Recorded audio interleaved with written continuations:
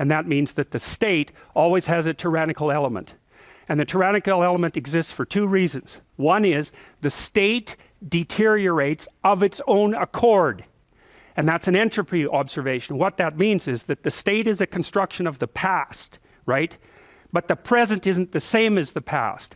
And to the degree that the past is mismatched with the demands of the present, then it's tyrannical. It's malfunctioning. And so it's a continual problem with the state. It's always 2 steps behind the environment. And so then that means that the awareness of living people has to update the state. And so Mircea Eliade, who's a great historian of religions, looked at flood stories from all over the world, because there are flood stories from all over the world, partly because there are floods all over the world. But there's a psychological reason too. So you imagine that New Orleans was wiped out by a hurricane, right? A flood. And you say, well, that was an act of God. But then you think, wait a second. They knew those damn dikes weren't going to hold. They knew they weren't built strong enough. They took the money that was allocated to the dikes and spent it badly, and that was willful blindness. And so you could say that it was God who caused the flood, so to speak, metaphorically, but you could also say that it was the degeneration of the state and the willful blindness of the politicians that caused the flood. In Holland, they built the dikes to withstand the worst storm in 10,000 years. In the southern US, they built them to withstand the worst storm in 100 years. And they knew that that was insufficient. And so the flood, if there's a flood, well, you can say, well, that's an act of nature, but you can also say, just wait a sec. Maybe there was a flood because we looked the other way and because our systems were out of date. And that's why in flood stories, there's a continual theme, which is the people get wiped out by the flood because God judges them harshly for their senility and their willful blindness. And it's a story that's very much, you'll have a flood in your life.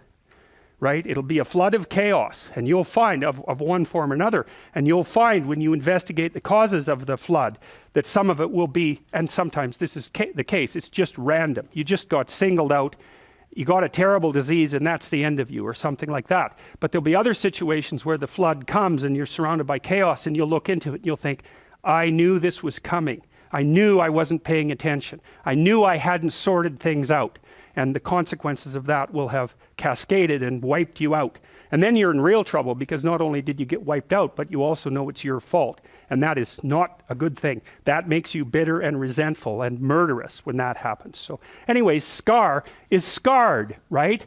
So what that implies is he's had a pretty rough life, and he's kind of skinny, and he said he was born in the low end of the gene pool, and so he has reasons to be resentful. He's also hyper intelligent and rational, and it's one of the things you see very commonly about the evil adversary of the state or of the individuals, often intelligent and hyper rational.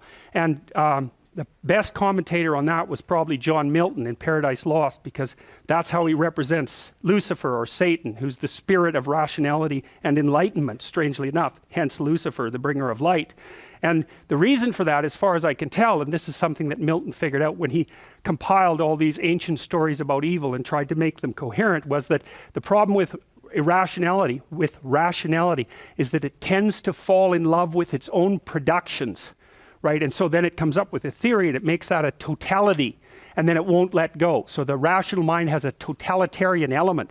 And we know that to some degree because that kind of rationality seems more left hemisphere focused, and the left hemisphere tends to impose structured order on the world and be updated by the right hemisphere. And the right hemisphere generally updates it with negative information and with fantasy.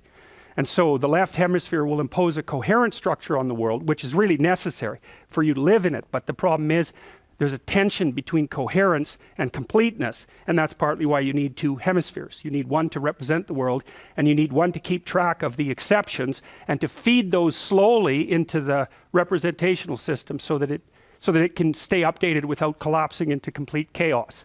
So anyways, Scar. And he's got this like droopy mouth and this whiny, arrogant voice, and he feels hard done by, and he's resentful.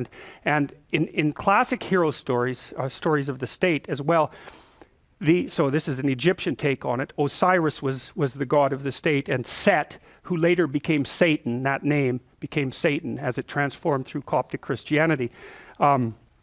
Osiris had a brother named Set, and Set he didn't pay attention to Set, enough attention. And Set was always scheming to overthrow the kingdom, just like Scar is. And the Egyptians said straightforwardly that the reason that Osiris got overthrown by Set, he got chopped into pieces, and his pieces distributed throughout the state in the mythological representation. And those pieces were actually the provinces of Egypt, technically speaking. So, and that's what the Egyptians thought, so that's quite cool. But the Egyptians said explicitly that the reason that Osiris got overthrown by Set was because he was willfully blind. Old, senile, and willfully blind. Same idea as the flood myth. You don't see that quite here because Mufasa is sort of onto Set or to Scar, but Scar is more treacherous than Mufasa believes, and he gets at Mufasa by going through his son, by playing on the impulsivity and juvenile qualities of his son. And so obviously there's some antagonism between these two, as you can see by their facial expressions there. And there's the good example of Scar. You know, he's got that droopy, kind of whiny, malevolent face and that malevolent voice that Jeremy Irons pulls off so incredibly well. And he's always skulking. He's a creature of the night. He always skulks around. He's not a creature of the day in any sense of the word. And, you know, obviously Mufasa is golden like the sun, and Scar is dark like the night. That's another clue, another hint. Okay, there's the tree. That's the tree of life. We already talked about that. I think that represents the multiple levels at which you exist simultaneously, all the way from the subatomic all the way up to the cosmic, so to speak. And that's a different kind of dimension. And that's the place that the self inhabits, and it can kind of move up and down those dimensions. But anyways,